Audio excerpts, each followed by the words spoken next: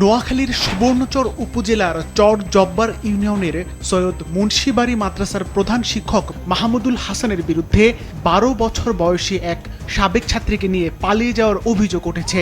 ঘটনার পর অজ্ঞাত ব্যক্তিরা ওই মাদ্রাসায় মধ্যরাতে আগুন ধরিয়ে পুড়িয়ে দেয়।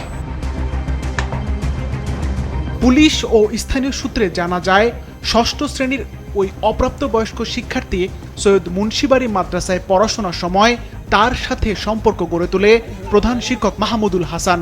গত ৭ই জানুয়ারি তিনি তাকে নিয়ে পালিয়ে যান। পরিবারের সদস্যরা গত শনিবার তাকে উদ্ধার করে বাড়িতে নিয়ে আসেন।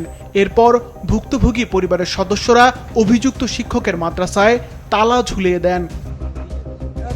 এদিকে আগুনে মাদ্রাসাটি পুড়ে যাওয়ায় শিক্ষার্থীদের পড়াশোনা নিয়ে অনিশ্চয়তায় পড়েছেন শিক্ষার্থী ও অভিভাবকরা।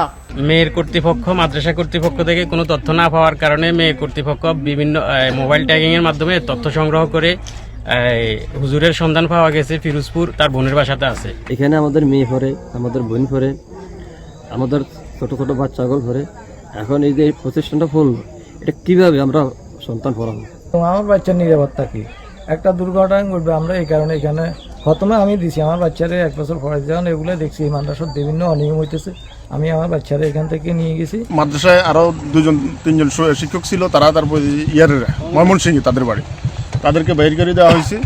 বাইর করে দেওয়া এখানে আর কোনো ছাত্রছাত্রী আসে না আসার কারণে আজকে শনিবার থেকে তালা গত রাত্রে এই ঘটনা ঘটছে।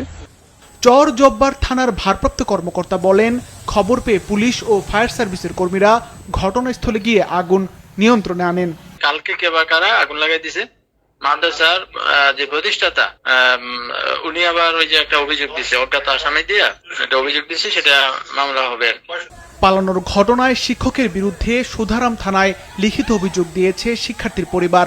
অগ্নিসংযোগের ঘটনায় লিখিত অভিযোগ পেলে আইনগত ব্যবস্থা নেওয়া হবে বলে জানিয়েছে পুলিশ। সিফাত রহমান, মাছরাঙ্গা নিউজ ডেস্ক।